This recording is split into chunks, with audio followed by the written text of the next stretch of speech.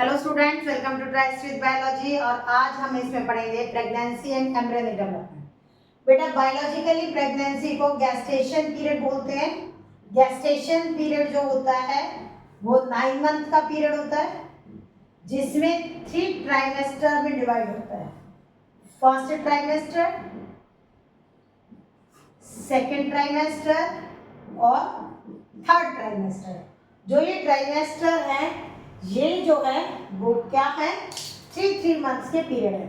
तो 3 मंथ्स पे फर्स्ट हो गया, 6 मंथ पे सेकेंड ट्राइमेस्टर पूरा हो गया और 9 मंथ पे थर्ड ट्राइमेस्टर पूरा हो गया।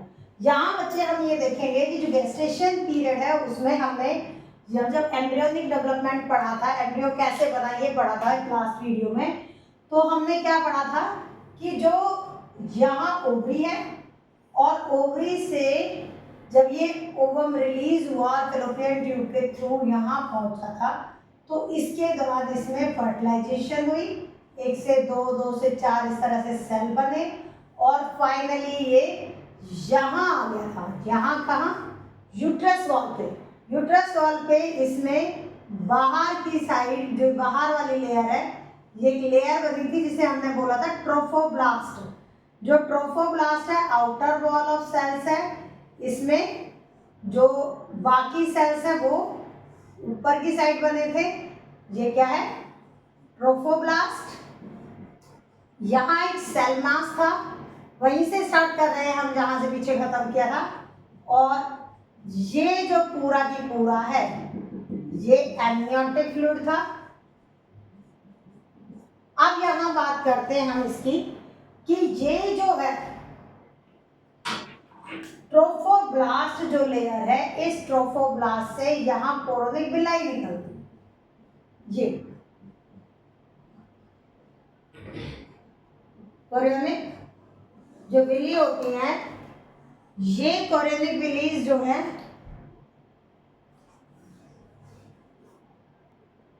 ट्रोफोब्लास्ट से निकलते हैं। इनका काम क्या है? ये यहाँ इस यूट्रिन वॉल में, यूट्रिन वॉल हमने 3 पढ़ी, perimetrium, myometrium and endometrium. Endometrium से होती हुई मायोमेट्रियम तक चली जाती है ये, यहाँ तक आ गई। अब यहाँ देखो, ये ट्रोफोब्लास्ट ही और ये कोरोनिक विलाई मिलके बनाती है एक स्ट्रक्चर जो कि कनेक्शन होता है मदर का उसके फीटस के साथ, जिसको हम क्या बोलते हैं? प्लेसेंटा। प्लेसेंटा क्या है? प्लेसेंटा कनेक्शन है मदर का बच्चे के साथ। हमारी बॉडी में जो नेवल होता है, जो पेट के बीच में नाभि होती है, वो यही होता है। हमारे पेट में सीधा खाना आता है मदर के यूट्रस से। तो यहाँ से यू कुछ ऐसे आएगा जो यूट्रिन वॉल से और मदर से यहाँ से कनेक्ट होगा। अब एक चीज देखो, मैं बहुत बेसिक से पढ़ा रही हूँ, बिल्कुल जिस बच्चे को कुछ भी नहीं आता होगा ना वो भी समझ जाएगा एक्चुअल में क्या है। प्लेसेंटा क्या कर रहा है? जो यहां क्या है प्लेसेंटा में? जो कनेक्शन है मदर का। अब यहां प्लेसेंटा से मदर का ब्लड नहीं आता। देखो, ये 2 मेम्ब्रेन है, एक वेसल ये हो गई और एक वेसल ये हो गई, ऐसे समझो इसको। यहां से जब कोई चीज ट्रांसफर होगी तो ऐसे ही होगी ना। सबसे सिंपल एग्जांपल लो, ब्लड फिल्टर होते हैं किडनी के अंदर। जब ये ब्लड किडनी के अंदर ब्लड वेसल्स हैं, इनमें से जो माइक्रोन्यूट्रिएंट वो आते हैं ना, ऐसे ही डिफ्यूजन एक प्रोसेस है। इस डिफ्यूजन के प्रोसेस से ही क्या आता है? मदर से न्यूट्रिशन आता है। मदर जो है वो न्यूट्रिशन को किससे देगी? अब किसको देगी? बच्चे को देगी। किसके थ्रू? प्लेसेंटा के थ्रू। अब जो ये प्लेसेंटा है, ये प्लेसेंटा क्या करता है? ऑक्सीजन प्रोवाइड करता है, न्यूट्रिशन प्रोवाइड करता है, और ये न्यूट्रिशन मदर के ब्लड से बेबी में जाती है और एक्सक्रीट करता है वेस्ट को। फीटस का जो वेस्ट बन रहा है उसको मदर ब्लड में डाल दे। अब 12th लेवल पे अगर ये क्वेश्चन आता है तो ये तो बेटा हम 10th में भी पढ़ते हैं, provide oxygen, provide nourishment, excrete waste of the foetus. लेकिन यहाँ जो ये वाला पॉइंट है, placenta act as endocrine, placenta endocrine gland की तरह भी एक्ट करता है। अगर यहाँ नाम ग्लैंड का आ गया एंडोक्राइन ग्लैंड, इसका मतलब कोई ना कोई सिक्रीशन ये कर रहा है, कोई ना कोई हार्मोन सिक्रीशन कर रहा है। तो प्लेसेंटल हार्मोन कौन से, या तो ये क्वेश्चन आता है कि प्लेसेंटल हार्मोन के नाम बताओ, या फिर ये क्वेश्चन आता है कि ये बता दीजिए कि एज ए एंडोक्राइन ग्लैंड क्यों है। नीट में कोई क्वेश्चन आएगा, कोई भी प्लेसेंटल हार्मोन दे देंगे वो और कंफ्यूजन देंगे। देखो इसमें बड़ा क्लियर है, एस्ट्रोजन भी इससे सीक्रेट होता है। एस्ट्रोजन हमने मेंस्ट्रुएशन साइकिल पढ़ा था, ओवरी भी सीक्रेट करती है। प्रोजेस्टेरॉन भी इससे भी हो सकता है, ओवरी से भी होता है। HCG, HPL, ये जो हार्मोन है ये सिर्फ इसी से सीक्रेट होता है, HCG और HPL। यहाँ पर HCG और HPL में क्या है ये देखो, जो H है ये स्मॉल लेटर में लिखना है, ये H आएगा स्मॉल लेटर वाला, HPG और HCG।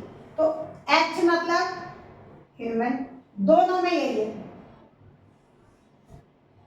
C chorionic, human chorionic, और G फॉर गोनाडोट्रोफिन।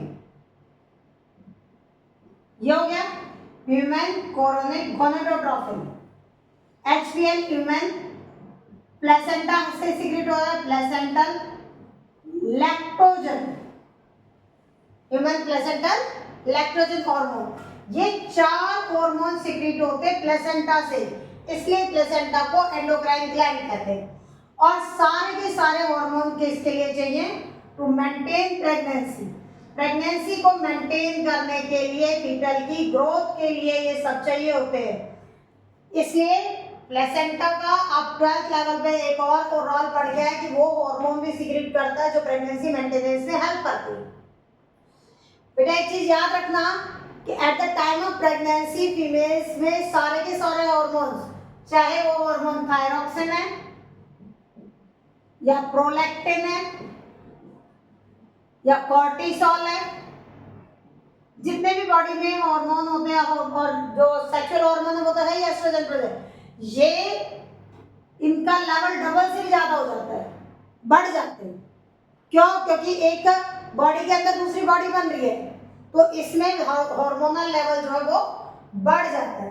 अब आते हैं हम यहाँ से कि जब ये प्लेसेंटा, एक तो पहली बात तो एक कुछ सेल था, कुछ सेल बनकर मतलब 32 और 40 से 32 और 64 सेल तक की स्टेज थी जब ये यहाँ पर पहुंचा यूट्रस में।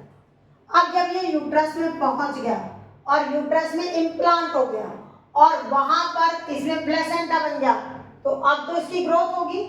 तो जो ये सेल वाला, यहाँ से हम ये रब कर रहे हैं, हम मेन किसकी बात करेंगे, जो सेल मास है, इस सेल मास से 3 लेयर बनती हैं जिनको हम बोलते हैं जर्म लेयर्स। कितनी है जर्म लेयर्स? 3 जर्म लेयर्स बनेगी। बाहर वाली एक्टोडर्म, मिडिल मेसोडर्म और अंदर वाली एंडोडर्म। ये वैसे जनरली बता दूं, विसरल ऑर्गन जितने भी है, होलो ऑर्गन्स है बॉडी के, वो मेसोडर्म बनाती है। हार्ट भी इसी से बनता है, डाइजेस्टिव सिस्टम इसी से बनेगा। एक्टोडर्म आउटर ऑर्गन की ही आउटर लेयर, इवन स्किन भी यही बनाती है। एक्टोडर्म बाहर वाली काम लेयर पे काम करे। एंडोडर्म इंटरनल स्ट्रक्चर्स को फॉर्म करते हैं। तो इन तीनों जर्म लेयर का जो फंक्शन है वो अलग अलग ऑर्गन्स को बनाना है।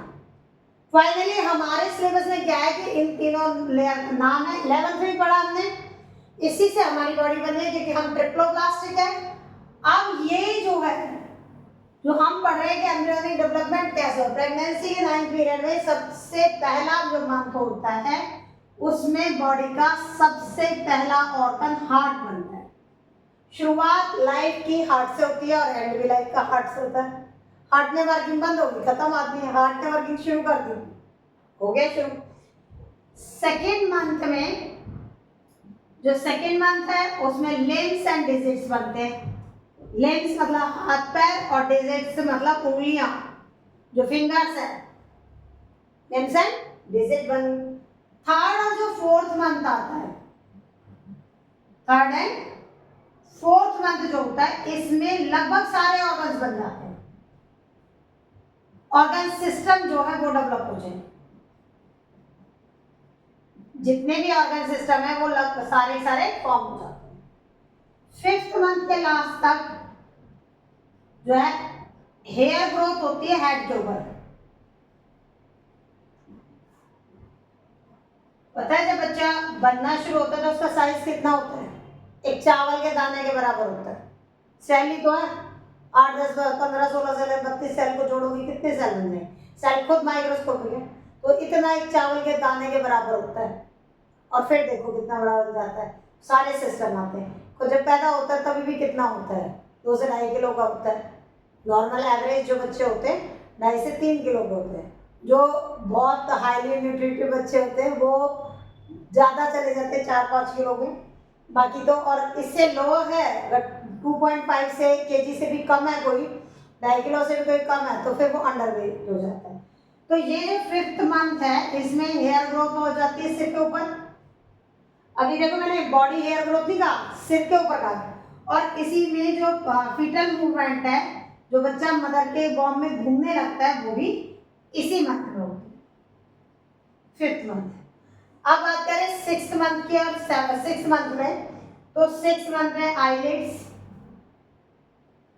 आईलैशेस, आईलिड्स अलग होने लग जाएंगे मतलब, और आईलैशेस बन जाएंगे, हेयर ग्रोथ हो जाएगी, fine hair, fine hair on पूरी बॉडी के ऊपर, पूरी बॉडी के ऊपर छोटे छोटे हेयर्स आ जाएंगे। जो 7th और 8th मंथ है ये प्योरली डेवलपमेंट मंथ होते हैं, मतलब 6 मंथ पे बेबी पूरा बन चुका है और उसकी ग्रोथ और डेवलपमेंट किस में होगी? 7th और 8th मंथ में होगी, पूरा